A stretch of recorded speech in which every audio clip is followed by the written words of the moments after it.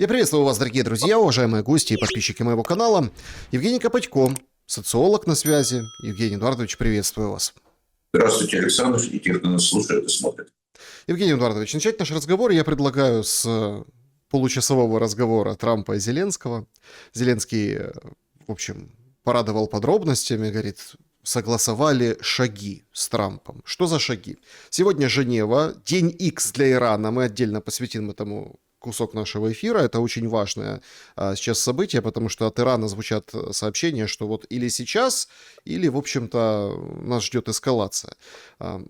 Это такая очень серьезная накачка, она сопровождает уже всех нас и геополитику уже которую неделю, да, и поэтому это очень важно отметить сейчас. Но в Женеве утром, вот мы с вами беседуем сегодня, встретятся Умеров и Уитков. Они обсудят что-то, да, там вчера созвон был, что примечательно, с Кушнером и Уиткофом на телефоне, то есть это не разговор без свидетелей, это тоже очень интересный такой аспект.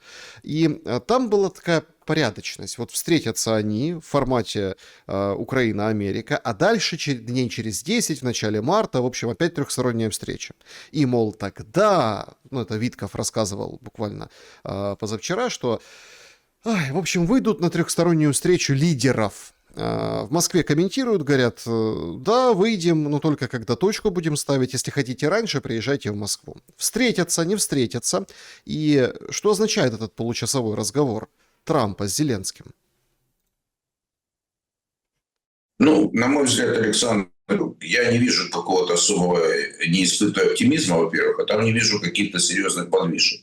Я так полагаю, что у американцев тоже там не самая благоприятная ситуация, и они, на мой взгляд, все-таки держат сейчас некоторую дистанцию относительно тех переговоров, относительно взаимодействия России и Украины, скажем так. Я поясню, почему я так вижу эту ситуацию. Смотрите, на сегодняшний день, вот если Трамп говорил раньше, что за один день, за месяц, вот у нас уже все согласовано, 95% того согласовано, другого. То есть дальше риторики это не идет. По другим признакам, которые я вижу, социальные, политические, то, что я могу читать, скажем так, вот в этом пространстве информационном, я пока вижу, пока наблюдается эскалация. То есть все заявления украинских чиновников крупных относительно того, что как будет, сколько надо убить русских, потом какие будут требования у европейцев к России. То есть помимо всего прочего мы видим активизацию Европы на этом фоне. Понимаете? Причем с очень такими негативными заявлениями. И плюс ядерное оружие опять, как это было 4 с лишним года назад. Поэтому вот как ко мне, что они там полчаса обсуждали, я это тоже почитал сводку, но как ко мне это дежурные моменты, которые пока к результату не приведут. Потому что общий фон, для начала, чтобы, я еще раз повторю, для начала, чтобы что-то состоялось, нужно остановиться хотя бы в риторике. Риторика, она предусматривает эскалацию, Александр, понимаете? И вот то, что они там поговорили полчаса, это, знаете, держать вот такой на растяжке людей. Потому что, смотрите, я вот посмотрю как социолог, вот как люди, которые реагируют на какие-то вещи. Что в обществе? Безнадежность, беспомощность. Потому что, каких-то перспектив, я вам социальные вот такие характеристики даю. И люди, которые понимают, что они никак не могут повлиять на эти события. Потому что, во-первых, когда человек вынужден получать взаимоисключающие посылы. Я вот это слово избегаю в диалогах всегда. Вот это сигналы, дурацкое слово, я каждый раз буду повторять, как европейцев сунули нам в эту политику. Мы послали четкий, внятный сигнал, потом послали сильный сигнал. Идиотизм полной воды, понимаете? Чистой воды, вернее. И я хочу сказать, что в этой ситуации я пока вижу такие предпосылки, которые говорят, да, они занимаются, да, американцы дистанцировались, да, Украина является как бы там не говорили, что она на периферии мировых интересов, но задействовано времени, человеческих усилий и денег туда в этот проект брошено немерено. Понимаете, вот что бы мне кто ни говорил по поводу того, что периферия. Да, я соглашусь с теми и скажу вот людям, которые очень заинтересованы в том, что происходит в Украине. Да, действительно, тема Украины не центр вселенной однозначно. И даже не самая главная ее задача. Но для нас она главная. И она очень важная, потому что ресурсы огромного количества людей, которые жили когда-то в одной стране, потом в силу определенных причин, мы сейчас живем в разных местах. То есть пока каких-то перспектив обнадеживающих я не вижу. С другой стороны, в Соединенных Штатах появились, вы абсолютно правильно подводки дали, Александр, иранское направление, акубинское направление. Я не зря уже говорю о европейском по соседству, потому что ситуация в Венгрии на 12 апреля, я считаю, тоже знаковая вещь. Как бы меня не убеждали, что это тоже малозначимое событие для мира. То есть там сейчас сконцентрирована европейская политика как минимум. Потому что Венгрию даже символически будут отсекать от условно протрамповского лагеря, который совершенно не очень большой в Европе, там из 2-3 стран состоит, по большому счету, и перспективы сейчас у Орбана не очень хорошие. Если захотите, потом остановимся, потому что я в эту тему пытаюсь вникнуть и посмотреть, как это будет развиваться с точки зрения электоральных событий. А если возвращаться к нашему началу разговора, то есть разговор о чем? Что да, они там обнадеживают, они там будут что-то делать, они будут какие-то действия делать. Смотрите, эскалация продолжается, деградация украинской энергосистемы и ресурсов уменьшается с каждым, происходит с каждым днем. Европейцы все более принимают разговоры, все более агрессивные, и милитаристский тон начинают ядерного оружия, которое потом говорит, это мы не говорили, мы не участвовали, не принимали, это все ерунда. По поводу милитаризации Прибалтики, по поводу усиления производства, увеличения производства оружия и переформатирования инфраструктуры на военный лад. Пока я вижу только, Александр, эти признаки. А то, что я его слова назвал неопределенность, безнадежность и вот такой маяк лево-право, она не дает возможности людям четко определиться, что это направление в сторону мира. И я его тоже не вижу, потому что на самом деле такое, знаете, в масштабах Европы такое НЛП применяется. Вы знаете, когда НЛПовского человека нужно действовать всегда на растяжке. Ну и что, СМИ в этом четко понимают, потому что есть некий большой центр, в котором, скажем, повестка более-менее согласована с вариациями. Вот сегодня мы говорим о мире, да? И вот мы видим сообщения, вот сегодня обнадеживающие пошли сообщения, информация о том, что да, вот Трамп сказал мир, потом Трамп сказал, да мне это все настохренело, извините за выражение, я больше Украиной не занимаюсь, потом говорит, это ваша лошадь, вы с ней занимаетесь сами, это потом ваши события, а потом говорит, ну давайте посмотрим, может быть лучше встретиться эти, понимаете? И мы, по идее, должны эту хрень все обсуждать. По большому счету, движения, конечно, глубокие идут. То есть мир серьезно меняется, это очевидно. И то, что я увидел уже, что европейцы, в принципе, сейчас худо-бедно пытаются пинками Соединенных Штатов как-то объединиться и консолидироваться, в принципе, как стать как некой относительно самостоятельной единицей. Но при одной очень серьезной, на мой взгляд, оговорке. Под как патронатом Соединенных Штатов. Все равно они будут доминировать Соединенные Штаты. Нет, здесь взаимоисключающие вещи. Давайте тогда остановимся подробнее, Давайте. Потому что, простите, непонятно. Давайте. Значит, ситуация вокруг Венгрии. Сегодня Орбан, это вот идет 24 число, годовщина большой войны, вторжение, велеречивые речи, да, от Зеленского, куча интервью, которых, вы правы, разбирать всю эту хрень, это правда. То есть, вот, мне кажется, и задумка была такая, чтобы было настолько много заявлений всяких разных, чтобы вообще просто человек заблудился, не на растяжку стал, а прям, прям заблудился, потому что там и BBC, и CNN, и белорусы, и немцы, и, в общем, там куча целая. И правда, то есть только диву даешься, общий тренд какой, ничего не отдадим, Донбасс не отдадим, мы не дураки, вот это все, то есть мы показали, мы достойны. Даже вот эта история с ядерным оружием, уже так ее уже как бы обмусолили. Зеленский же что ответил? Говорит, Россия не может победить на поле боя, поэтому ищет у нас ядерную бомбу. То есть это вот этот поток, он специально генерируется для того, чтобы вот просто запутать все. Но вот давайте разберем конкретную ситуацию с нефтепроводом «Дружба». Заочные и очные, скажем так, перепалки, оскорбления, все это, скажем так, видится. Россия заявляет, что да, у нас все нормально, у нас готово. Это Украина не хочет запускать. Хотя по Татарстану бьют. А там есть станция, которая обеспечивает 80% там, для Венгрии, там, почти 100% для Словакии или наоборот. В общем, именно прокачку этой нефти. бьют, но вроде как отремонтировали, по крайней мере, официально такое звучит заявление. Зеленский говорит, это вот на их стороне у нас типа все готово. Урсула говорит, а я вот попрошу, чтобы запустили, отремонтировали. То есть мы видим как бы такие сигналы. Сигналы, где условная Европа, Зеленский, даже Британия санкции сняла с нефтепровода «Дружба», вроде как готовятся запускать. И Орбан как бы победитель. Но наступает условно новая дата, а там же дата, то есть 24-е, 25-е, сегодня 26-е, когда, собственно, должна нефть пойти по этому нефтепроводу. Ничего не происходит. И Орбан пишет письмо Зеленскому, где такие формулировки, ну, я их считываю как достаточно тяжелые. Типа, Венгрия не станет на колени перед Украиной. Призывы открыть этот транзит и так далее, и так далее. Но если мы сухо посмотрим на вещи и опираясь на то, что вы сказали выше, Урсула приезжает, дает как бы вроде как где-то заднюю риторически, но по факту мы видим, что Орбана нельзя переизбирать. Нельзя. Орбан не переизберется в апреле, если вот это будут тянуть волынку, ничего не запускать. Это рост цен на дизель, ну, в общем, нефтепродукты. Это удар серьезнейший по конкретной Венгрии. И он понимает, ну, там всякая статистика приходит, разного рода рейтинги, да, что у него не очень хорошее положение. Причем одни комментаторы говорят, что Орбан силен как никогда, другие говорят, что нет, партия Тиса его поджимает. Это как социологу интересно ваше мнение.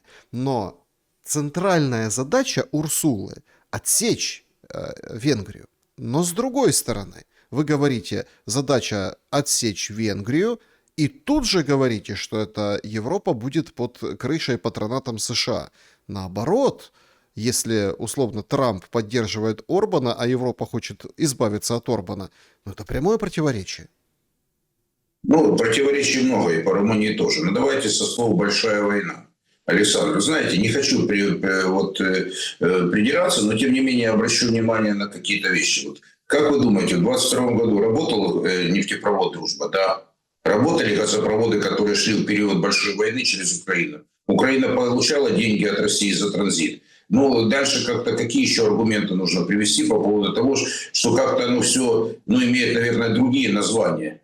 Дипломатические отношения не разорваны, они просто приостановлены. Нет, подождите, у меня формулировка. Есть война, тлеющая на востоке с 2014 года. Война вообще 12 лет, да, идет на территории Украины. Но есть большая война, где конкретно Россия, конкретно сама, вот их там нет, понимаете? Там же как, нас там нет было. А сейчас это открытое забрало, и вот с 22 года ровно почему в Киеве это воспринималось как праздник. Ну давайте откровенно, да, праздник. Ну, откровенно не понял, что как праздник воспринималось. Ну, они праздновали, Зеленский еле сдерживал улыбку, вот эти заявления, вот эти все гости, они прям праздновали, даже на молитве за Украину, с которого все начиналось, вот прям радовался Зеленский, что к нему все приехали, и это все было так обставлено, как вот какое-то, не знаю, счастье привалило, ну, конкретно режиму, да, вот конкретно этим участникам событий на годовщину вторжения. Ну, хорошо, хорошо, Александр, я так скажу. Ну, во-первых, это все такие ритуальные символические вещи, которые, в принципе, в Европе сами в это не верят. Но почему они должны? Ну, они подыгрывают туземцам. Ну, что вы хотите под это случай? Но подыгрывают они туземцам. А как вы хотели услышать, какой ответ? Они что, равными партнерами их считают, что ли? Ну, так нужно, потому что это инструмент для борьбы с Россией. Но другого аргумента нет, и другого ресурса, и другой формы существования нет. Ну вот как бы с этого начнем. С другой стороны, конечно, вот эти символические вещи имеют значение, но они постепенно как бы не имеют того уже, знаете, яркого значения. Если вы вспомнили 22 год, да, и вспомнили эту социологию, рейтинг за 90 у Зеленского, поддержка колоссальная и, сумасшедшая поддержка просто. Сейчас этого просто нет. Запад сам размывает Зеленского как такового. И уже, кстати, он не единичный фигурант. Уже как минимум с подачи Запада вам как минимум предложили меню еще из 3 игроков, которые так или иначе могут встать во власть. Но это тоже элементы игры, о которых я уже говорю. Захотят, поменяют сразу к лету. Демократическая процедура как инструмент здесь не работает. Вот я просто простые вещи, как я для себя их вижу. Это все для бедных разговоров. Ну, приехали они, ну, переговорили, ну, говорят, давай, ну, денег пока нет, ну, да, в обход Венгрии мы будем давать, скажем, ресурсы пока. А теперь коротенько, чтобы мы с темы на тему не скакали, а вот именно получилась такая хотя бы законченная мысль относительно Венгрии. Вот смотрите, что я вижу по Венгрии. Сейчас вы действительно, Александр, правильно сказали, что у венгров на 12 апреля, сейчас уже меньше 21 числа у них началась избирательная кампания по факту. Вот. Если взять прошлый цикл избирательный, вот, и позапрошлый, Орбан выигрывал там с большим преимуществом. А прошлый избирательный цикл, это очень важно понимать, в 2022 году. То есть говорили так, что социологи там типа провластные и оппозиционные. Но я об этом еще попозже скажу, особенно для Венгрии. Говорили, что они чуть идут в стык, они говорили, что побеждает оппозиция, а Орбан победил с 20% разрывом по факту. Что я вам скажу по поводу этого? Вот момент. Да, доверие к социологии не очень высокое в Венгрии. Но еще раз говорю, Венгрия такая страна по площади чуть меньше Ростовской области. По населению там меньше Москвы. Около 9,5-9,7 миллионов человек. Я просто объясняю массив социологический, социальный, вот, где можно делать. Любая европейская нормальная организация может провести вам спокойное исследование. Спокойное исследование спокойно можно сделать онлайн, офлайн, как хотите. И там будет четкая информация. Там народ не закрыт в отношении того, что он боится сказать голоса за оппозицию, либо за Орбана. Поэтому при желании, я думаю, социология, очевидно, у руководства политического есть.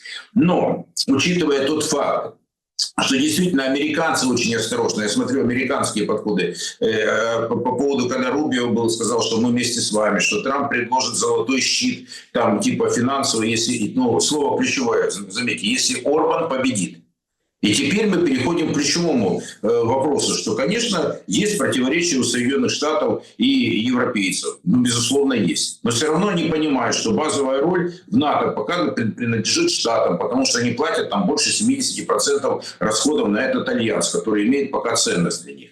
Дальше, следующий момент, о котором я хотел сказать, то, что противоречия противоречиями, а все равно американцы продают оружие европейцам, которые его продают украинцам, которые идут на войну. Американцы тоже участники конфликта. При всех разговорах там, Кушнера, там, Виткова и прочих. Американцы дают развединформацию относительно России. Ну, как бы в этих боевых действиях. Задачи пока спрашиваются. Процесс не остановлен? Нет. То, что там Штаты подталкивают европейцев, чтобы они самостоятельно и платили за войну, они платят. И платят, главными плательщиками являются немцы, вот, которых называют, кто-то назвал, что чуть ли не терпилами. Ну, мне не нравится это слово, но просто упоминают, какие бывают уничижительные у европейских политиков, что немцам, ну, они заплатят и даже ничего не скажут плохого слова. Ну, платят и другие страны. Так вот, к чему я это говорю. Венгерская тема. Почему она стала столь актуальна? На этот избирательный цикл, на 26 год, да, данные социологии говорят о том, что пока 10%, а данные на 23 февраля одной из компаний, которая проводила, что типа тех, кто люди определились со своим выбором, разрыв между Орбаном и Мадяром состоит порядка 20%, ну, под 20 пунктов. Это много. Но если уже разрыв, если взять уже четко, если это объективные какие-то данные, хотя, опять-таки, если они так плавают, думаю, что в закрытом режиме те, которые не публикуют, не закрытая социология, а те, которые не публикуются. Очевидно, картина там не столь однозначна. Я по косвенным признакам могу посмотреть. Но в данном случае, знаете, как вот пример, наша украинская аудитория слушает. Вот был такой пример, когда дают социологию, когда нет. Вот на выборах 2004 года, вот я помню еще в мае месяце, значит, была ситуация, чтобы понимали, как это работает. Значит, поговорили, что преимущество Ющенко было, там и КМИС давал, там еще там ряд компаний давали, что там преимущество 10, 9, 11%, не суть важно. Но уже к концу июля, к началу там уже активной фазы перед первым туром выборов, ближе к нему, перестали просто давать эту социологию, потому что работали люди с той и с другой стороны, и мы поняли, что мы вышли по нашим данным, мы чуть даже, скажем, в социологических опросах получается, что уже Янукович опережал Ющенко. И тогда просто противная сторона перестала публиковать эти данные. Вот я сейчас просто привожу такую аналогию. Привожу такой номер. Да, и, кстати, на первый тур действительно вышли практически нос в нос. Что Янукович, что Ющенко. Там. У Януковича было небольшое преимущество, собственно, которое благодаря технологиям он просто проиграл, да и все. То есть ему на первом туре его просто сделали. То есть, подождите, вы этот пример приводите Майдан ждать в Венгрии? Нет, Майдана там не будет, потому что работает система. Я думаю, что, скажем, европейцы, для них это задача показать Соединенным Штатам, что они тоже могут упираться на своей земле. Это, запомни, Трамп там на европеец на своей земле, там не чужеземец, а европеец. Но я, конечно, иронизирую, но на самом деле для них очень важно, чтобы Венгрия, она, собственно, политика была изменена. Венгрия граничит с Украиной, это облегчит ноги не только через Польшу, но и через Венгрию, и перспектива, возможно, через Словакию, ну, как бы можно легче решать ряд вопросов. Тем более, что тема достаточно напряженная. Орбан сделал ряд очень серьезных заявлений, особенно то, что под охрану поставить объекты энергетики и так далее. То есть там ну, риторика такая, не слабая на самом деле. И кому зачем это европейцам нужно, если они хотят проявить солидарность? Так вот, резюмируя. Да, они понимают значимость Соединенных Штатов, но они также понимают, что Соединенные Штаты требуют большей самостоятельности и большей траты денег на решение задач и конфликтных ситуаций, в частности, на Украине. Собственно, они этой задачи добились. Следующий момент. Венгры, ну, слушайте, ну, аналогии какие есть. Ну, в конце концов, за независимость боролись сейчас Соединенные Штаты с англичанами, хотя плоть от плоти были те же люди, как бы это. Но потом ничего дружили и, скажем, союзниками были во всех войнах, и ближе союзников, чем Штаты и Британия, пожалуй, нет. Но, возможно, еще Израиль, Соединенных Штатов на Ближнем Востоке. Но я так это рассматриваю картину. Поэтому могли даже и воевать, и что? Но если объединяться против кого-то, в частности, против России, пока они задачу эту решают. Так вот, возвращаясь и завершая венгерский вот этот небольшой диалог, скажу следующее. Пока ситуация, на мой взгляд, по косвенным признакам, ну и по некоторым прямым, у Орбана не такая блестящая впервые, потому что 15 лет он был у власти и побеждал безоговорочно. Прошлые выборы, разрыв 20%, это серьезно. Может ли он преодолеть? Ну, большие разрывы, как правило, если объективная социология и нет форс-мажорных обстоятельств, преодолеть практически невозможно. Как, собственно, было месяца за полтора, за два до выборов на Украине, ну, просто чтобы для украинской аудитории тоже было понятно, когда Порошенко и Зеленский. Многие считали, что Порошенко порешает вопросы там тихо. Типа, многие называли там Тахер-Махер какой-то, но разрыв 10-11% не преодолевается даже, скажем, такой высеченной демократии, которая была на Украине, не так, полуавторитарном режиме, там, где сохранялись элементы демократии в виде выборов, которые тоже строго были направлены, в общем, на один вектор. Так вот, сейчас ситуация следующая. Для Украины важно, что будет в Венгрии. Вот эти заявления уйдут в небытие. Зеленский будет считать это своей победой. Это добавит ему политических очков. Европейцы будут считать это своей победой. Американцы будут делать выводы. Но еще раз говорю, пока ничего не закончилось. Просто обострение, цена венгерских выборов стала выше, чем было в 2022 году или там в 2018. Вот просто я констатирую это время. И это завязано прежде всего на интересы Украины. Раз мы с вами, Александр, обсуждаем Украину. Для Украины крайне важно, чтобы поменялась власть в Венгрии. Для нее крайне важно, чтобы там был более комплементарный режим, который будет, скажем, более лоялен к нынешней украинской власти. Но получится ли у них это или нет, ну, я не готов сказать. И вот сейчас, завершая тему, переходя вот на другие какие-то европейские дела, значит, могу сказать, что европейцы, ну, в конце концов, при любом исходе все равно будет какие-то уже ситуация с Венгрией, допустим, венграм удастся устоять, там, сохранить эту власть. Но после выборов, я думаю, что они будут более жесткую позицию займут относительно Украины. Это мое предположение, и оно выстраивается, и тем более, что обещание Трампа, да. Но здесь мы переходим... Подождите, что вы имеете в виду? Скажем, если Венгрия, допустим, Орбан сохраняется у власти, американцы усилят поддержку Венгрии. Да. И для Украины это будет хуже.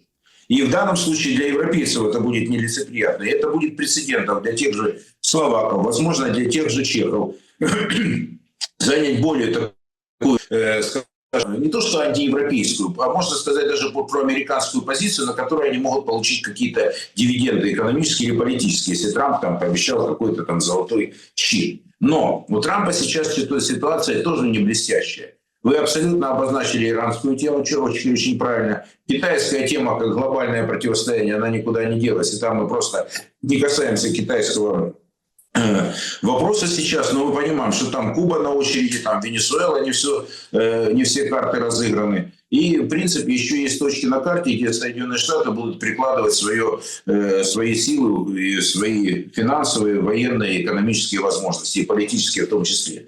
Поэтому я исхожу из того, что пусть это точки, пусть это фрагменты на карте, но это большая политическая мозаика, в которой идет борьба, в общем-то, за вот именно действительно возрождение американской стратегии доминирования, то есть еще ж не забывайте стратегию доминирования, мы же должны вспомнить базовый документ. Штаты должны оставаться доминантами. Пока, на мой взгляд, у них получилась Европа ситуативно. Европейцам не нравится, они упираются. По данным социологических опросов, ни в одной европейской стране, рейтинг большой европейской стране, я беру такие, как Германия, Франция, Англия, вернее, Великобритания, Испания, и так далее, доверие к Трампу плюс не больше 20%, а минус 71 и 80 с лишним процентов. Чтобы вы понимали, очень негативное отношение у европейцев к Трампу как таковому. То есть здесь есть некий консенсус элит и некий консенсус, скажем, с населением, которого, в принципе, он мало что соображает в этой ситуации, но оно понимает, что в данной ситуации есть как бы Россия, есть там такой экзистенциальный враг в виде России, и есть непонятные Соединенные Штаты, которые тоже мешают спокойно жить европейцам в их тихом болоте, которые, ну, а тем не менее, это болото потихоньку мигранты разъедают, и там происходят внутренние процессы. Хотя, еще раз говорю, у европейцев огромный ресурс экономический, культурный, какой хотите. И думаю, с европейцами, вернее, с мигрантами тоже при желании могли бы справиться. То есть мы слишком иногда, знаете, там гиперболизируем проблемы, которые есть. Да, проблем есть, они немерено, очень большое количество. Но и возможности не по-прежнему остаются. Пока работает переток сил и ресурсов в пользу, чтобы европейцы больше платили за украинский кризис и борьбу с Россией. Вот так я вижу. Венс так разрядил ситуацию, которая накаляется вокруг Кубы. Там катер, в общем, был обстрелян, перестрелка под американским флагом, патрульный, да, с пограничниками кубинскими. Жертвы сообщают с обеих сторон. В общем, все достаточно вскипело внезапно. Причем там есть разные версии. От конспирологических до ложного флага американского, до какой-то такой, стычки, недоразумения. Но это первая американская кровь. Неважно, кто там, контрабандисты или это официалы, неважно. То есть это уже прям столкновение. Казус Бейли прям намечается. Венс говорит, не преувеличивайте. То есть, инцидент, случилось, да, там понятно, да, не поняли друг друга или как-то там залетели. Кубинцы говорят, это там ехали, чтобы теракты на Кубе проводить. Вообще, вот эта Куба, Куба будет стрелять. Они показали сразу. Насколько американцев, вот это ведь очень важно. Венесуэла при всех этих картах, которые разыграны, не разыграны, которые там еще есть под ковром по поводу компании, по поводу нефти. Давайте так, там не стреляли. Нет, погибли охрана Мадуро, погибли. Но я имею в виду в том формате, да, когда есть пограничники, есть там сторона вторжения, официальные силы, вот они вот борются, вот они вступают в огневой контакт, вот они... нет этого. Да, понятно, что там не было этого дискомбомбулятора, нового оружия Трампа, но мы понимаем, что относительно бескровная, кроме, конечно, охраны, да, вот это вот была операция. А если что-то там и было, то эти потери и с одной, и с другой стороны прикрыли фиговым листком и не сказали там. Потом только сказали, да там ранен тяжело был, да там вертолет повредили. То есть нам увели просто из медиаполя, и, в общем, это вот такая бескровная операция, успех Трампа. Но подобной операции в Кубе не будет, я к этому веду. То есть Куба будет воевать. Она это показала даже на фоне этого инцидента. Венс отползает, говорит, тихо-тихо, все нормально. Ну а какие планы у США на Кубу? Ну, смотрите, Александр, вот насчет того, что там, не знаю, будет или не будет там венесуэльский или какой-то кубинский или иранский вариант, я считаю, что в каждом случае будет своя история. И американцы, они готовы пойти на жертву, я считаю, и для них вопрос венесуэльский, ну да, но вот с Кубой будет другой сценарий. Там подлетное время вообще никакое, там вертолеты достают до территории, ну, практически до всех ее частей, условно говоря, там не надо поднимать стратегов. То есть, в принципе, для Кубы может быть совершенно другой сценарий. Вопрос, насколько готовы сопротивляться. Знаете, вы хороший вопрос задали по поводу Мадуро. А ведь это же на самом деле беспредел, который беспредельный в мире. И весь мир это проглотил. Давайте честно говорить. Все это проглотили. Все от этого обалдели, извините, слово такое, но весь мир обалдел. Начиная от ближайших союзников. И такое, вы взяли просто, вы вытащили человека из столицы, вытащили из президентского кресла, привезли в Штаты и ничего. То есть это как раз вот для меня это важнее, вот именно сам факт. И как отреагировал на это мир. Единства в этом мире нет. Что у НАТО нет единства. То есть они проглотили то, что решили за гранью уже как бы каких-то дипломатических отношений. И это все-таки сошло с рук Соединенным Штатам. Значит, у них сойдет с рук любое другое действие. Собственно, ну, я думаю, иранская история тоже сошла с рук. Когда они вместе с Израилем решили эту, ну как они считают, решили задачу, но, на мой взгляд, это, собственно, они продемонстрировали некие возможности, я бы так поставил. Но, с другой стороны, они переформатировали политическую ситуацию на Ближнем Востоке очень серьезно в свою пользу. Это тоже результат их политики. Вот я могу сказать, очень глубокий, очень серьезный результат. Это то, что они там, ну, практически... Ну, ослабили очень сильно Хамас, Хезболлу. Ну, в Сирии поменялась вообще власть. Россия практически ушла из Сирии. Там остались две базы и еще непонятный статус России в этом случае. Ну и так далее. То есть, и, кстати, арабские страны там тоже не проявили особого единства. Какой я делаю вывод? Соединенные Штаты могут сейчас себе позволить все. И речь о многополярном мире, по-моему, сейчас мало кто говорит о том, что идет речь о том, что многополярный мир наступает. Ничего подобного не наступает. Каждый хочет поодиночке приспособиться. И следующий шаг из этого огромного, как вы сказали, объема информации, вот этот Совет мира, где сразу некоторые страны решили как бы активно в этом процессе участвовать. Почему такое предложение и так далее? То есть, если говорить о Кубе, там может быть, на мой взгляд, любой сценарий. И я не знаю, как кубинцы сопротивляться будут или нет, но сама по себе позиция, как мы уже говорим об этом, ну, если, ну как, не знаю, при Советском Союзе такого невозможно было. Вот, просто понимаете, вот, я не знаю, какой найти аргумент, просто сказать там, что, как бы там вызывать какую-то очень озабоченность, там, сильнейшую озабоченность. Это такая же фраза, как вот этот сигнал, вот это вот глубочайшую озабоченность или обеспокоенность. Это такая же политическая хрень, как вот эти фразы, которые ничего не значат и как бы по большому счету свидетельствуют просто о невозможности как-то, ну, паритетно противостоять, я бы так сказал. Да, конечно, возможно, кубинцы будут сопротивляться. Да, у них дух есть. Если они жили, скажем, под боком у Соединенных Штатов там, с 1962 года, то, извините, 61-го, можно сказать, 62-го, с Карибского кризиса, вот с этого времени начнем, когда уже Куба повернула, в принципе, как на социалистическую ориентацию, так вот скажем. Так вот, я вам скажу, Александр, вариант может быть любой. Если Соединенные Штаты получат сопротивление, вот, наверное, мир ждет, знаете, подспудно, это вам социологи не скажут, что когда-нибудь, ну, кто-то может сказать, Соединенным Штатам нет. Потому что эта политика, по большому счету, без границ, без правил, без ничего. И требовать правил от других, не соблюдая никаких правил. И европейцы это тоже проглатывают. Значит, мы говорим о том, что Соединенные Штаты пока в этом мире доминируют до очень серьезной осечки, либо до того, когда они сочтут, ну, если хотите, там, сочтут нужным, что мы вот здесь останавливаемся, здесь мы уходим в сторону, здесь мы активно действуем в этом или в этом направлении. Вот Ну, была такая, знаете, игра «Сапер», да? Не ошибается тот, кто ничего не делает, поэтому просто есть череда, да, каких-то моментов, когда есть ошибки. Оно же как, там, Мексика, ну, вроде погасили эти картели, хотя они там... Это такая штука, что они там точат кинжал еще дай бог, каждому, да? Иран, вот эта история. Но я хотел бы немножко под другим углом взглянуть на эту ситуацию. Ну вот смотрите, у нас есть Иран, Мексика отгремелась, инцидент на Кубе. Трамп не оставляет вот эти все гренландские моменты, да, хотя вроде там военного ничего не будет, он пообещал, но это он тогда пообещал, как сейчас будет.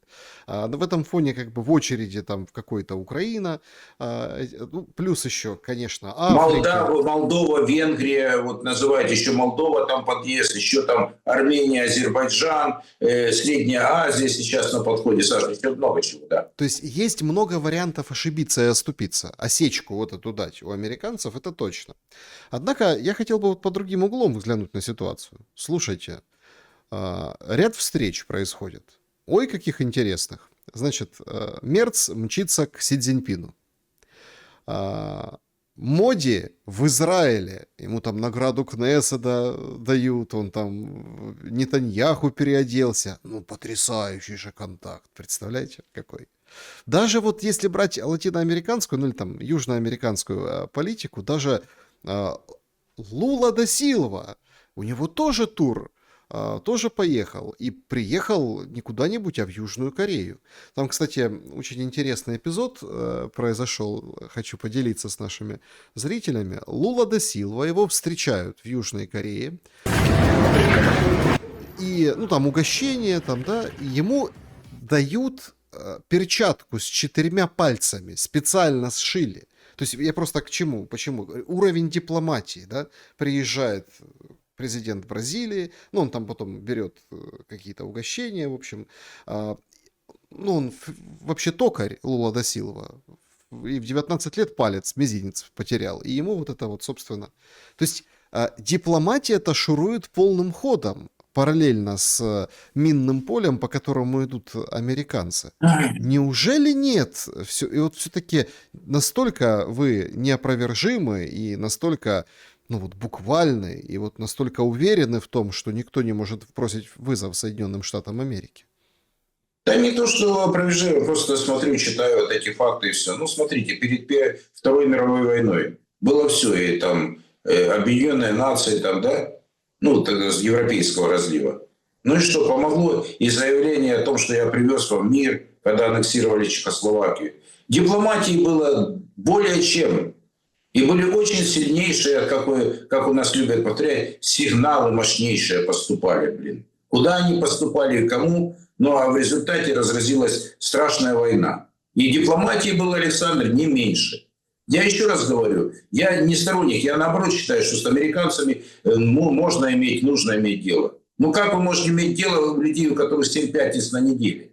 Где меняют даже в отношении Украины поменялось сколько? Даже по данным тех же украинских опросов к американцам, ну в смысле не к американцам, а к Трампу очень плохое тоже, кстати, отношение по вопросам. Вот как мы хотим изменить? Не то, что я там, знаете, там все пропало, не об этом же даже близко речь не идет об этом. Я говорю признаки, о которых Соединенные Штаты обозначили свою стратегию публично, они ее реализуют. Давайте так. Южная Америка, вернее, так, начнем там от Мексики до Чили и Аргентины. Это сфера интересов Соединенных Штатов. Они решают здесь задачи. Венесуэлу решают, Кубу решают, какого-то там объединения латиноамериканских стран нет ни одного заявления о том, что они выступают против такой агрессивной политики Соединенных Штатов. Они параллельно развиваются, одно направление не занимается Соединенными Штатами. Новая доктрина Монро-Трампа. Действительно, вы правы про Гренландию, я так понимаю, экономически там корабль отправили, то, что мы в публичном пространстве видим, 100 тысяч человек, но это вообще, это вот знаете, это как избирательный округ, меньше избирательного округа на Украине. О чем там речь идет? Ну что, не решат задачу? Не решат. То есть задача там, правда, стоит 2 миллиона квадратных километров. Они эту задачу решат, потому что она к ним ближе, чем к кому-либо другому. Потом вопрос о Канаде, потому что мы пока его так деликатно пропустили, но какие-то переформатирования отношений с Канадой будет. И канадцы это тоже прекрасно понимают. Это опять-таки, если задачи Соединенных Штатов будут реализованы. Дальше. Мир поехали люди там, вы сказали, Моди поехал в Израиль, конечно, они пытаются говорить там Си Цзиньпин там, но смотрите, БРИКС как такого консолидированного объединения его нет. То есть, когда заявления пошли о том, что мы создадим свою валюту, там Трамп страшный сказал, что он будет как Зевс-громовержец на всех посылать невероятные страдания, невероятные пошлины, невероятные какие-то оказывать невероятное давление. Ну, собственно, получилась такая любопытная история, что БРИКС как структура, сейчас как-то мы не можем о ней говорить. Ну, то есть какого-то в глобальном миру. Европейцы, они действуют, да, у них поставлены задачи, они пытаются сопротивляться, как мы с вами говорили, по Венгрии. Ну и что у них пока не так действует. Может быть, все ждут, когда будет отступаться Трамп. Но, тем не менее, он когда обозначил, что я хочу Совет мира по Палестине, уже и деньги там есть, правда ведь? А та территория Палестины там 330 или 300 квадратных километров. То есть, понимаете, ну как-то уже обустроить эту территорию не смогут. Тут, понимаете, здесь не то, что там хорошо или плохо. Пока он эту задачу решает, нравится это кому-то или нет. Смотрите, пока ему нет такой жесткой ответки, ну, я еще раз говорю, мы с вами говорили о Мадуро. Весь мир это проглотил. Это беспредел беспредельный, который может быть, если там говорить на сленге 90-х годов. И ничего в этом мире не произошло. Ну что, ну посидели, все, потом показали кадры из Венесуэлы, там тоже мир не перевернулся. Весь народ не вышел в порыве праведного гнева на улицы и сказали, что мы там будем за нашего Мадуро стоять, как бы отдадим там душу или будем подставлять голову. Женщина, которая стала исполняющим обязанности президента, ну, тоже неоднозначная политика. То есть, казалось бы, вот она вспышка, вот она погасла. Значит, процесс управляемый, Александр. Да, вы правы в том, что, очевидно, многие ждут, мы же не смотрим с вами, а вот проколятся американцы или нет. Мы с вами пытаемся анализировать ситуацию, чего добиваются, как себя чувствуют неуверенно, неопределенно, растерянно многие страны и целые объединения относительно американской повестки. Где-то может обломаться, конечно, рисков очень много. Если действительно упрется очень кто-то сильно, то и поддержка по другим направлениям пойдет. Но пока оно делается по фрагментам. Раз вам выбили Венесуэлу, перед этим выбили Ближний Восток, причем сразу 3 или 4 страны.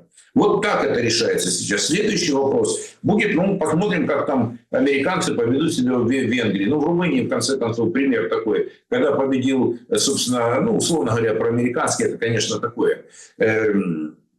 Сложное утверждение, но тем не менее, европейцы взяли и отменили эти выборы. У нас появилось такое слово румынский вариант выборов. Понимаете? Ну, к выборам это отношение имеет.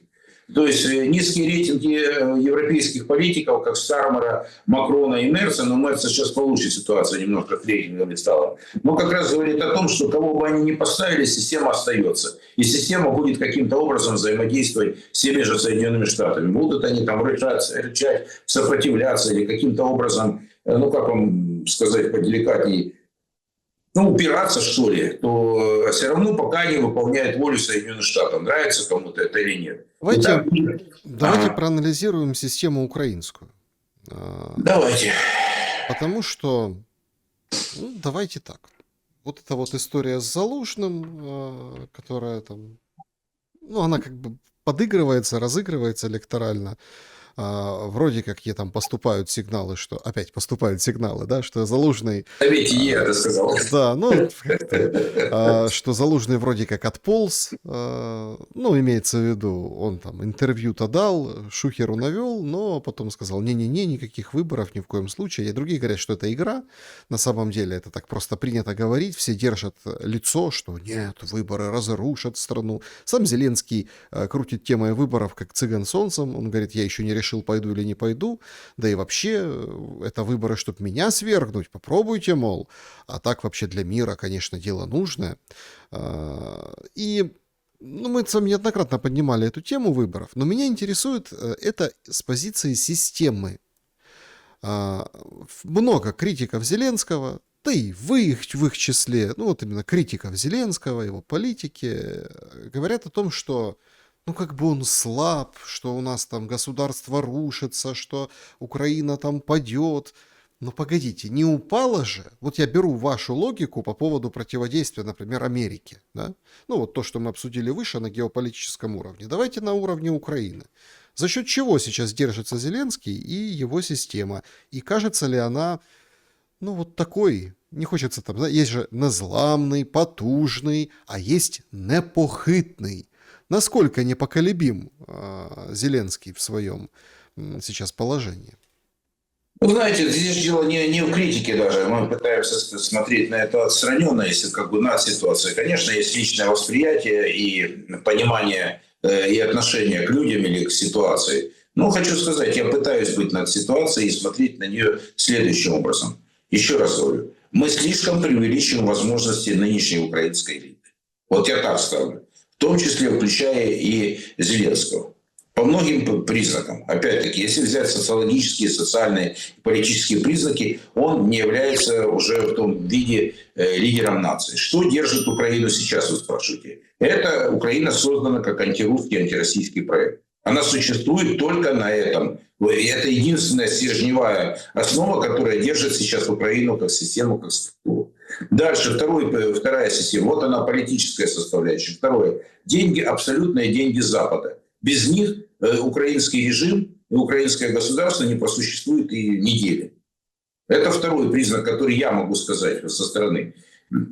Еще раз говорю, да, есть сопротивление, есть консолидация части украинского общества, особенно то, что связано с боевыми действиями в России. Это, в конце концов, мобилизовало в 2022 году украинское общество. И как вы помните, что и что же там мы говорили, что с цветами там никто встречать не будет. Правда ведь? И это было, и настрой это общество был первого года. А потом же выясняются другие вещи. Оказывается, что и Майдан, когда уже пришли другие времена, и как бы зашли другие имена, да, то оказалось, что и Майдан – это Запад, что деньги на Майдан – это тоже Запад, что Миндиш и его команда 100 миллионов только так вот по-легкому снесли, потому что, оказывается, наличные деньги американцы просто тоннами завозили, очевидно, на Украину. И создавалась ситуация такая, при которой единство общества нарушалось, потому что появилось новые избранные, условно говоря, и появились те люди, которые, в принципе, вне закона, над законом. И это уже новая элита, или как формирующая, это пока псевдоэлита, потому что она должна пройти какой-то путь и цикл, чтобы стать действительно какой-то, ну, более или менее константой.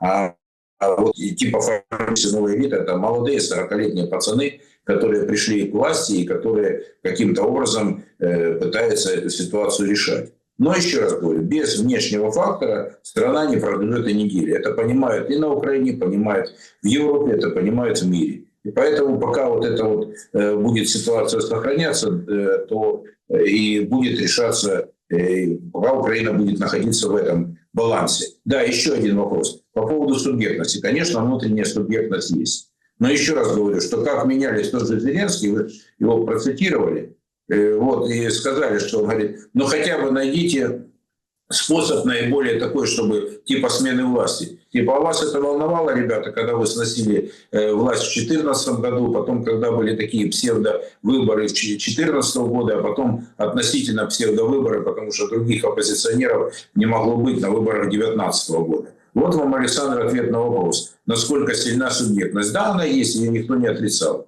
Но насколько и где заканчивается субъектность, там и начинается, вернее, заканчиваются ресурсы, заканчивается субъектность. Да, она может быть какое-то время там на неприятии, все-таки часть народа, она по большому счету заточена на определенные смысловые конструкции, но опять-таки ключевые слова, которые есть, это горизонт планирования украинского общества очень короткий.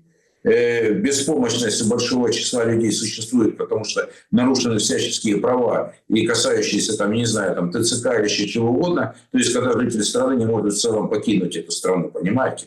То есть, то, что там и в тоталитарной системе многих вещей не было. То, что выборы не пройдут, вы спросили выборы, они не могут пройти. Я еще раз говорю, я не спорю, я не против выборов. Еще раз, как не против Америки. Я просто говорю, вот вы задаете вопрос мне как специалисту.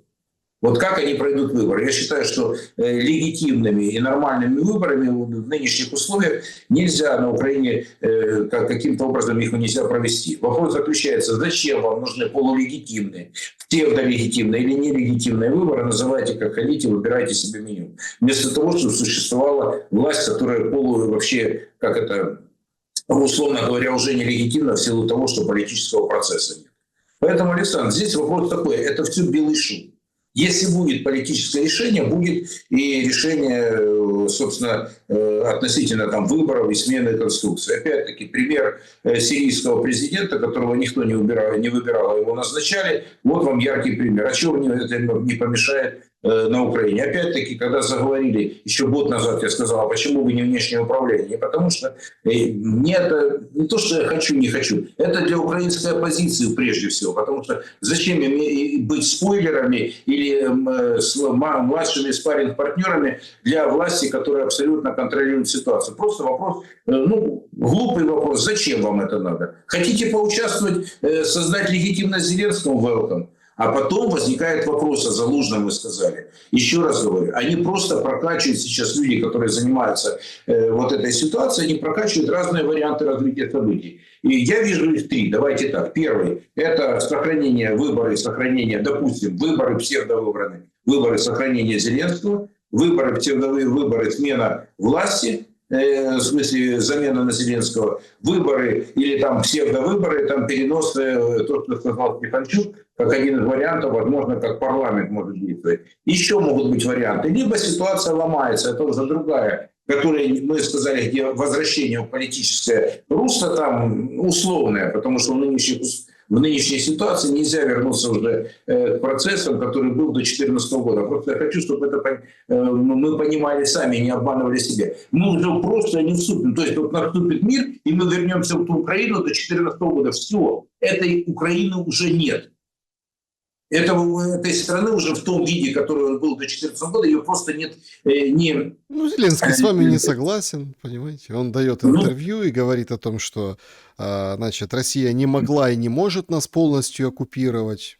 Интересный разворот. Все же пропаганда кричит, что Путин хочет всю Украину. Ну ладно. Говорит, что они не победили, а для нас это победа. Типа, русские не победили, украинец победил. Уже по факту. Защитили независимость и свободу, и россияне не изменили страну. Да, они не изменили флаг, там, гимн, а Путин сейчас просто с Трампом играет, потому что, хочет отложить переговоры. Это вот такие, как бы, россказни Зеленского, очередная порция, да, вот этих всех вещей. Я хотел бы вот по поводу зацепиться за не изменили страну. Понимаете, то, что сейчас происходит, это кажется... уже очередной такой пиковой точкой внутри украинского общества. И вам, как социологу, абсолютно, по вашей кафедре вопросы, абсолютно интерес вызывают вот эти процессы. Буквально вот сегодняшнее, этого каждый день пруд пруди. Одесса.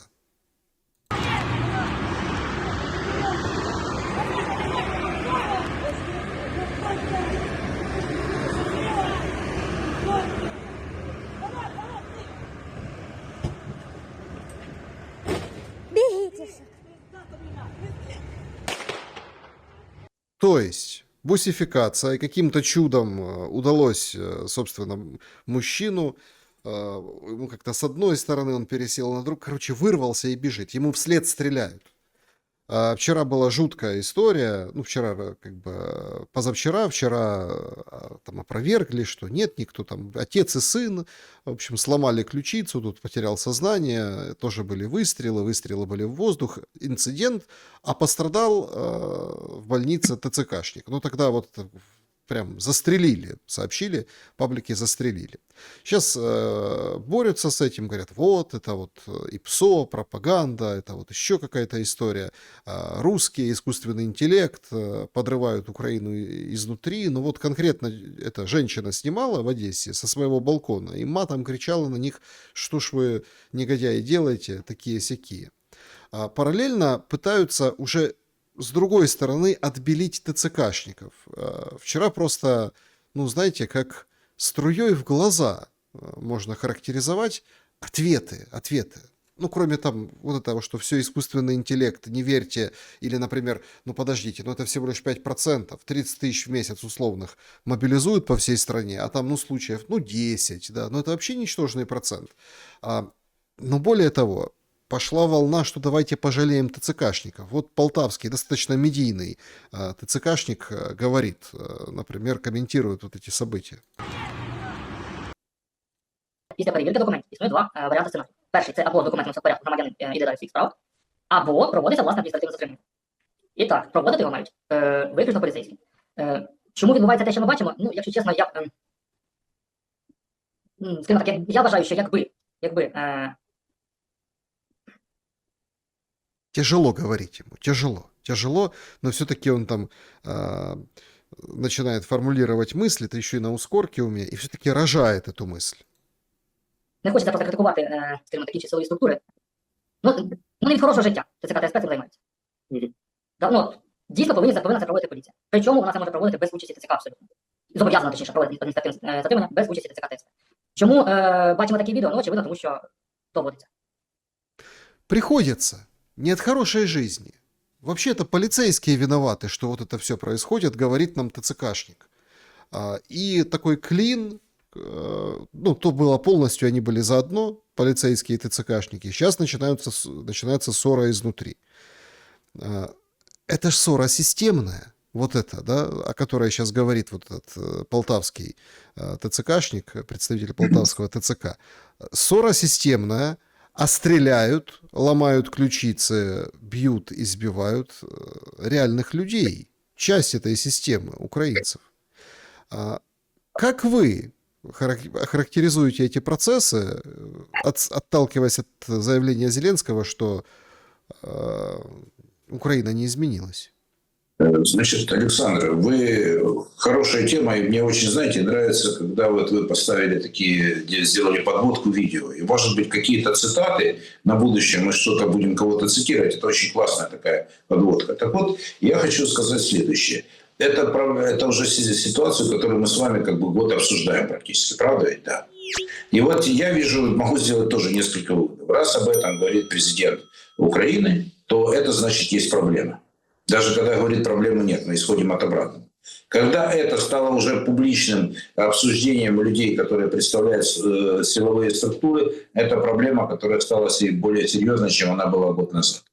То, что это социальная проблема, которая беспокоит все общество, и это уже проблема новейшего украинского времени, которая, как вы правильно сказали, не изменила Украину, она как раз меняет Украину изнутри именно такими процессами, которые происходят. Потому что насильственная мобилизация, это вам любой человек понимает, мы заметим, в нашем диалоге мы не упоминаем Россию, там, практически никогда не цитируем кого-то из российских политиков и чиновников. Мы опираемся на цитаты украинских политиков и западных чаще. Правда ведь? И вот там получается сейчас такая ситуация, что и вывод мой, вот если так хотите, что да, это проблема, которая имеет национальный масштаб.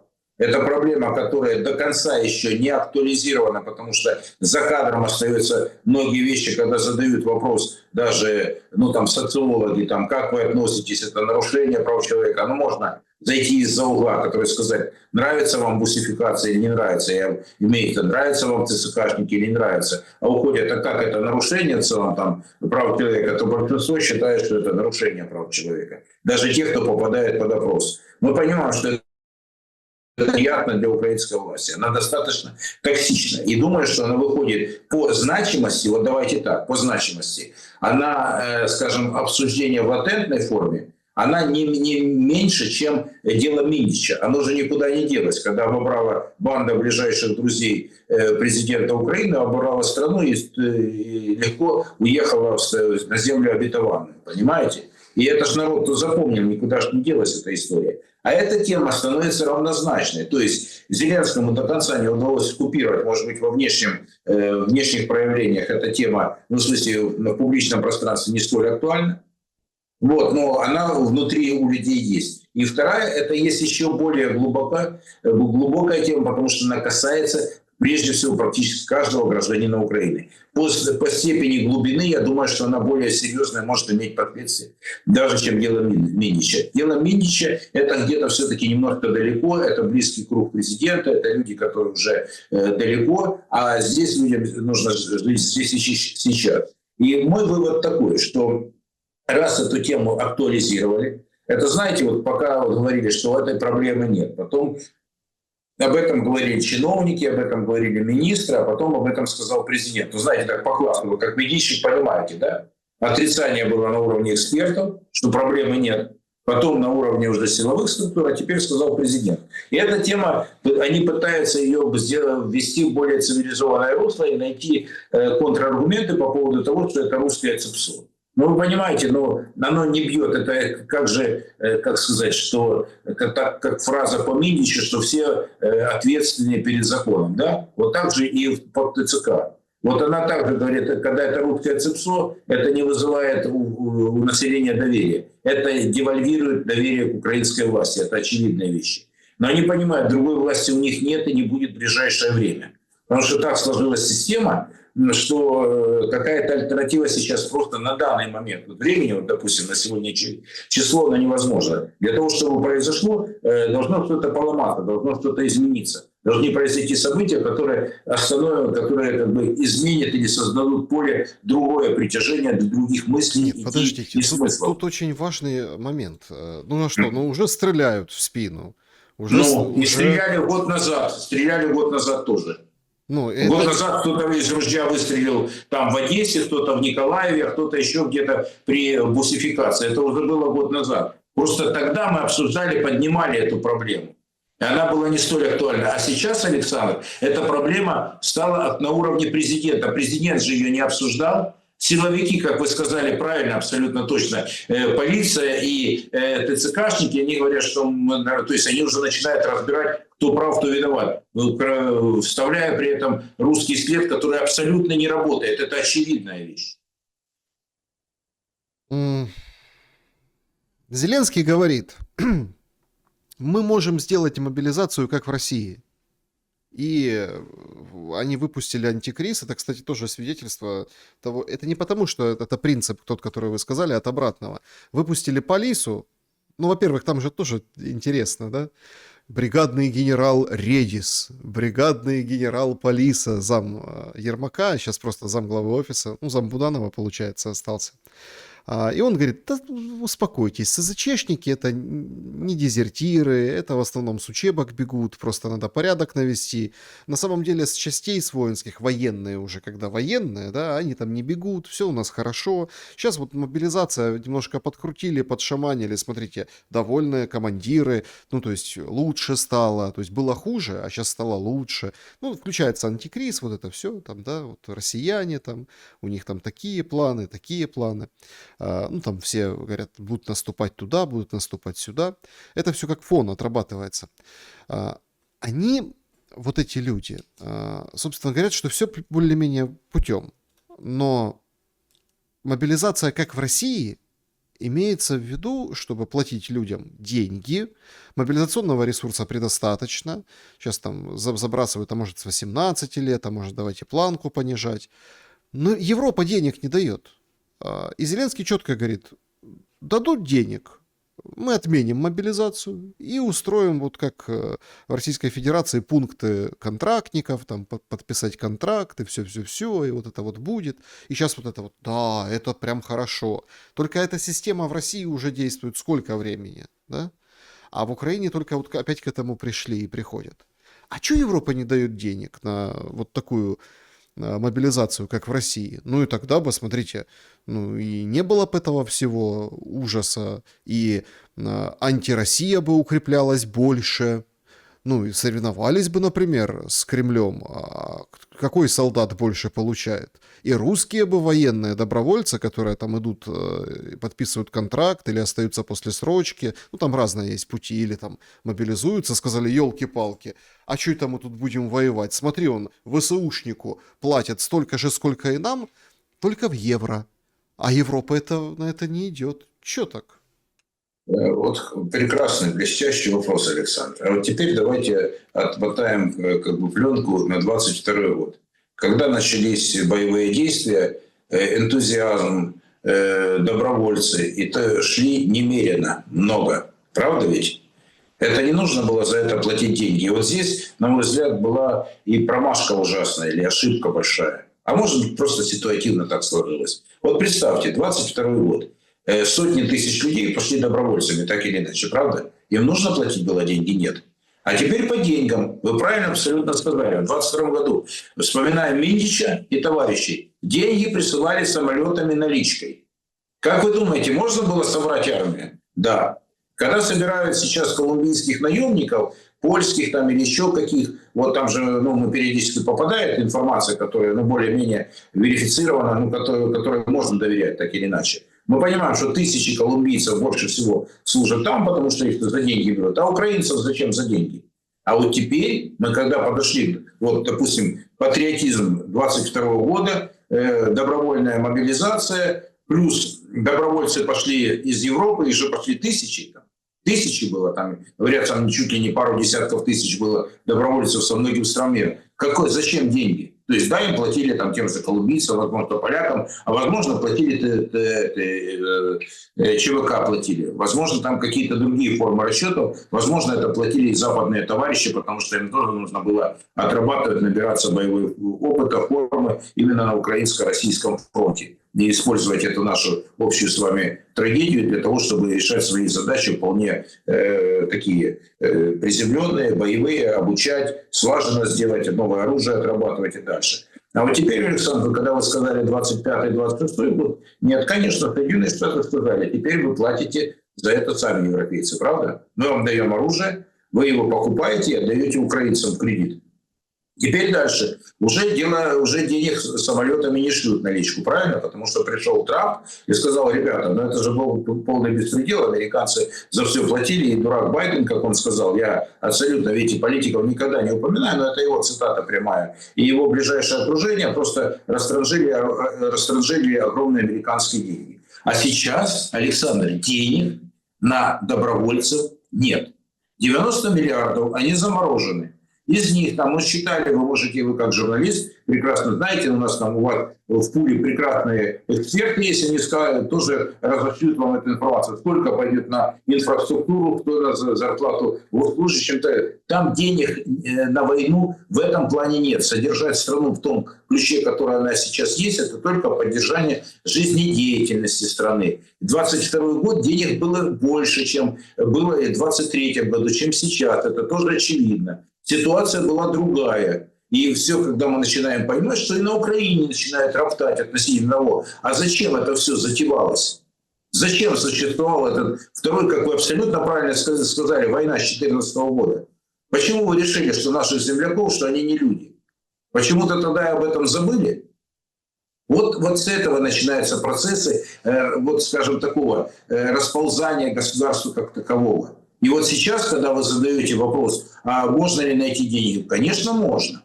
Конечно, можно, но уже ушло время. Тогда в этом случае должны быть, Александр, другие мотивы, другие, скажем, возможности. А когда ты видишь, что часть людей, несколько миллионов просто от войны ушла, это же многие из них, которые были добровольцами, не исключаем, что в 22 году, правда ведь? Да, из 2014 года, из 22-го. Да, еще некоторые вы абсолютно правильно. И активные сторонники Майдана 2014 года. То есть абсолютно, действительно, мы не будем забывать, что этот процесс идет раньше. Вот здесь вы правы, и мы действительно будем этой линии придерживаться. А вот теперь вы задаете вполне резонный вопрос. Денег на это нет. Найти можно? Да. Но для этого нужно понять, задать себе вопрос. А мы продолжаем войну, мы договариваемся с русскими. Если там международный трек, тогда Соединенные Штаты говорят, мы договариваемся. Европейцы говорят, мы не договариваемся. Значит, у европейцев должны найтись деньги для того, чтобы они эти деньги давали на добровольцев и изменить структуру набора и прочие вещи. Привожу пример. Может ли это работать? В принципе, найти какие-то аргументы можно, включая силовые и так далее. Но напоминаю такую интересную историю, по-моему, или 24-го, или начала 25-го года, когда поляки решили из украинцев, их там около 1 миллиона человек, что заметьте такую фразу, за то, что они или получат гражданство, или как-то там, я думаю, что все-таки там речь шла о гражданстве, которые там имели вид на жительство, что они в этот какой-то легион или какой-то корпус они создадут, которые в случае, когда, вернее, не в случае, если того вернутся, они станут больше, станут поляками, я так понимаю, во всяком случае, по паспорту. Но справедливости ради нужно сказать, что поляки дали паспорта иностранцам, по-моему, 33 тысячи за 4 или 5 лет. И из них большинство не украинцев. Давайте так. Так вот, я к чему это клоню. Тогда не удалось даже собрать, по-моему, там и 100 человек. Правда ведь? А корпус хотели собрать. Потом батальон не сложилось. А это, Александр, за какие-то преференции в виде жительства в европейской стране, какие-то деньги, которые, очевидно, поляки нашли бы для этого. Но не сработало. Очевидно, колумбийцы, которые сейчас воюют на украинском фронте, вот, они получают какие-то деньги. И, очевидно, там налажен поток. Можно это сделать? Да. Можно не только колумбийцев, возможно, найти какую-то еще страну, в которой люди пойдут работать. Но это касается, опять-таки, Александр, не украинцев. Они будут бесплатно. Это действовать, как действовали в 2022 году. Вы задали ключевой вопрос. Денег было много, денег было тонны, денег было наличие, можно было отдавать добровольцам. Правда ведь? Их не давали? Не давали. Люди сами несли деньги на оборону. Вот это вот часть общества украинского, которая, в принципе, в таком порыве попытались вот каким-то образом участвовать в этих всех процессах. Но это, знаете, порыв, он действует несколько месяцев. Это же тоже очевидные вещи. Это обычное социальное, психологическое явление. Оно не может быть на высокой амплитуде, вы не можете жить на протяжении долгого периода времени. Либо вы ломаетесь, либо происходит какой-то слом. И поэтому, отвечая, вот, завершая ответ на ваш вопрос, скажу, что сейчас можно, конечно, деньги найти, но изменилась радикальным образом ситуация. И украинцам никто, по большому счету, платить за войну не будет. Либо надо найти такие формы, которые позволят, скажем, освободить часть ресурсов для зарплаты. Но возникает опять-таки вот этот вопрос, если мы заходим в переговорный процесс, то нужно ли форматировать вот эту всю историю? Переформатировать. Все, пока так. Евгений Эдуардович, чтобы, в завершении, я не могу просто с вами не обсудить, поэтому попрошу таких, таких 3 коротких, комментария по 3 очень важным событиям, но их объединяет одно и самое главное. Люди их объединяют. Значит, вот в такой последовательности, если, давайте попробуем с вами проанализировать состояние украинского общества по просто 3 новости, 3 картинки сегодняшнего дня, сегодняшнего, вчерашнего. Борис Патон. Изуродовали его бюст, повыковыривали надписи, что он академик, что он, собственно, орденами награжден. Патон, который сварка, который, академик. Мост Патона и так далее, да. Мост, это то есть, Украины, да. чтобы было понятно, то есть сварной мост Патона – это гордость украинской науки, мировой науки и украинской. Это гордость советской науки и мировой, давайте так. И я все-таки, понимаете, я понимаю, почему вы уточняете так, но… Ну, а по-другому не может быть. Подождите, я ставлю все-таки, я формулирую вопрос. Я с вами согласен, что советской. Но просто мне от этого очень горько, поэтому я так вот риторически отвергаю эту историю. Есть у меня и гости на канале, которые говорят, что советская уже стала античностью. И сейчас просто, Ага, и до сих пор живут за счет советского ресурса, который так разрушают, понимаете? Разрушают, правильно. доедают Советский Союз. Получается, поэтому я все-таки, это украинский идей, это украинский. Я просто делаю специально этот акцент, чтобы было понятно, почему. Значит, Патон, бюст изуродовали, передали ПЦУ лавру, там пещеры в лавре. Значит, и что мы видим? Заповедник поменял на украинские таблички с именами святых в пещерах лавры.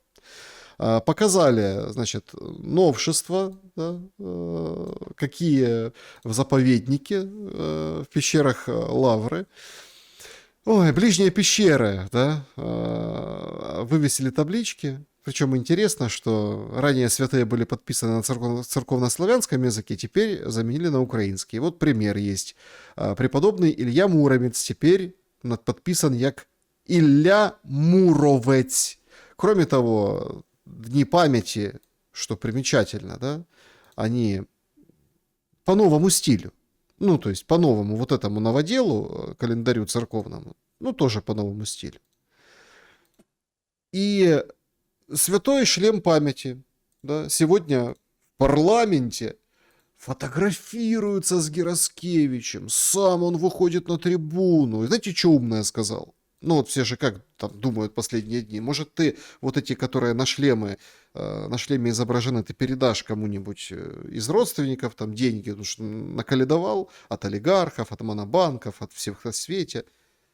Он говорит, пупку надо прогнать, стереть, убрать Бубку, Сергей Бубка, прыжки с шестом, луганчанин, дончанин, то есть, который возглавлял Национальный олимпийский комитет, рекордсмен мировой, у которого неоднозначная, видите ли, позиция. Надо убрать, стереть. Но он чемпион олимпийский, мировые рекорды устанавливал. А ты... А у него шлем. Вот 3 таких ярких вспышки. А мне вот очень важный объединяющий вопрос. А общество нуждается вот в этом безумии? Получается, нуждается, и ему его дают. Нет, общество в этом не нуждается. Это те люди, которые хотят изменить повестку. Ну, начну с такой фразы. Когда-то, по-моему, еще в 90-е годы, не то Левко Лукьяненко, не то вот эти все новые, которые новые, пришли, нам сказали, что князь Владимир крестил Украину. Просто я объясняю, что князь Владимир, он крестил Русь. Это первое. Второе, кто бы там ни говорил, Александр, как Платон, это советская мировая наука.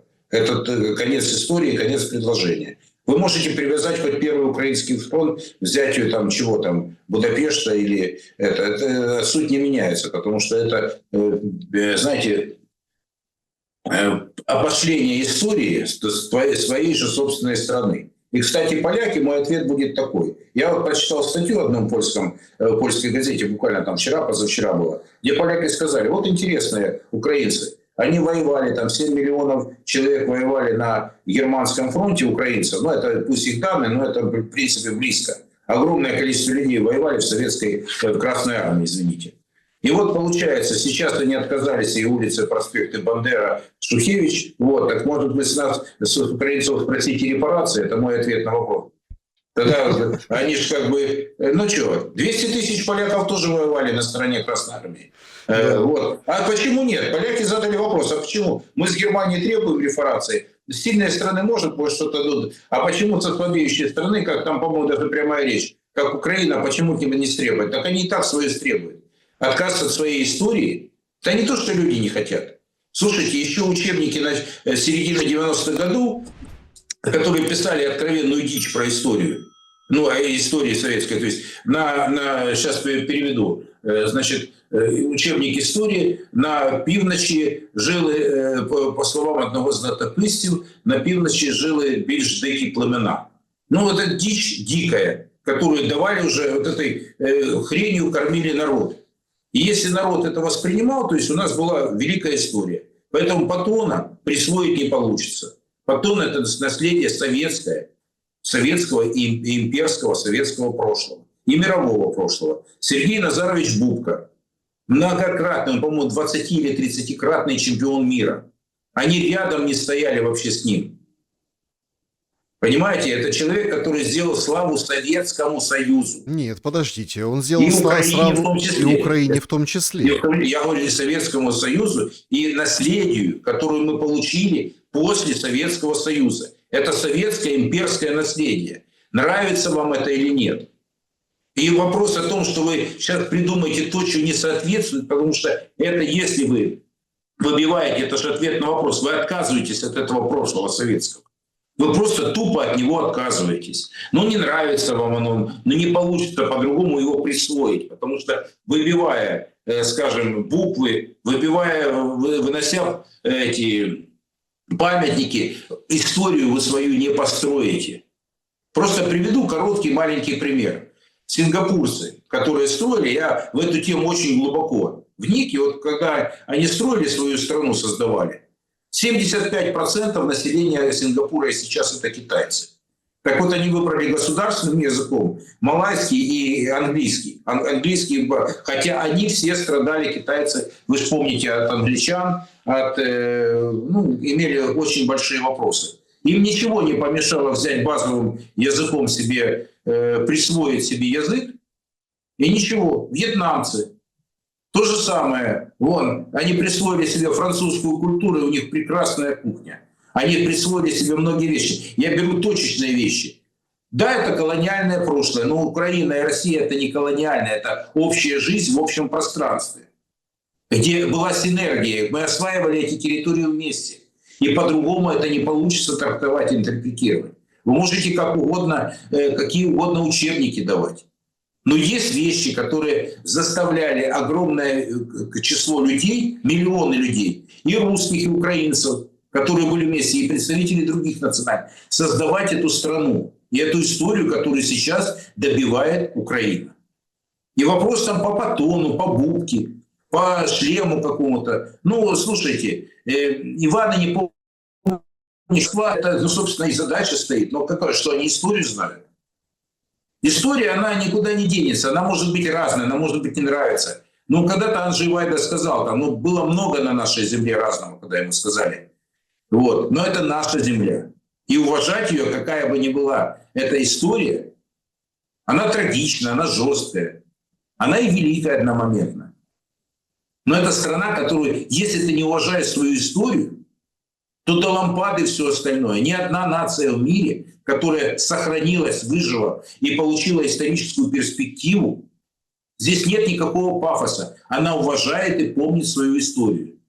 И когда ты пишешь ее сам, а не тебе пишет дядя с улицы с другой, история, которая прочитана, вернее написана людьми из-за границы, это не твоя история. Историю, которую вы пишете Нет, сам. подождите, я буду спорить в каком плане. Илья Муромец, это в пещерах Киево-Печерска, это же сами написали, это же не на английском написали. Ну, слушайте, это те люди, которые сейчас представляют украинскую власть. Это люди, которые сейчас взаимодействуют с украинской властью. И это не большинство людей. Конечно, Муром и Муров – это две большие разницы, как говорят в Одессе. И там много чего в этих пещерах, кто помнит. Можно кому угодно церковь отдавать, можно кому это, но это не решит задачу, от этого духа больше не станет. И человек внутри, знаете, который вот сейчас перешел там, вот та вот украинизация, которая большинство на русском языке. Зеленский, если вы вспомните такую интересную историю, по-моему, 14 или 15 год, был еще в 95-м квартале, он там письмо в Россию писал, там, что я бандеровцем стал и так далее. Оно не то, что гуляет сейчас, какое-то время назад, просто оно где-то прошло, и вот ничего ж не меняет, а сны-то им снятся по-прежнему на русском языке. Вот и все, и ответ на вопрос на все. Саш, можно отказаться, но это большая психическая травма для любого человека, который отказывается от своей истории. Это можно будет ставить навиопом там, и доказывать, что еще, что ты более, скажем, предан новой идее там, за украинизацию, которая отказывается человек от русского языка, но это тут внутренний конфликт, внутренний психологический конфликт, который еще потянет очень большие последствия в дальнейшем. То есть полностью, знаете, от этого уйти не получится. Это последствия, это большие травмы душевные, глубокие, то есть как бы. Там много чего. И когда жизнь выставляет, что кажется, что виноваты только одни русские, да русские меньше всего, вы сами знаете, этого не хотели. Их туда тянули силком на всех, чего, упирались до последнего. Отдавали, очень много отдавали и шли на очень большие уступки. И это любой человек, который представляет эту ситуацию, который даже видит это с другой стороны, он прекрасно понимает, что так и есть. Обмануть эти вещи. Знаете, почему я лихорадочно думал, он прекрасно понимает, почему. Понимаете? Вот такие вот вещи, Александр. И никуда от внутреннего мира не уйдешь. Можно отказаться, но когда-то это тебя догонит. Вот просто догонит. Евгений Кабачко был моим собеседником сегодня. Спасибо за время и мысли. Спасибо, Александр. Спасибо всем, кто слушал и смотрел. Друзья, напишите в комментариях, что думаете. Берегите себя и друг друга. Добра и света. Увидимся.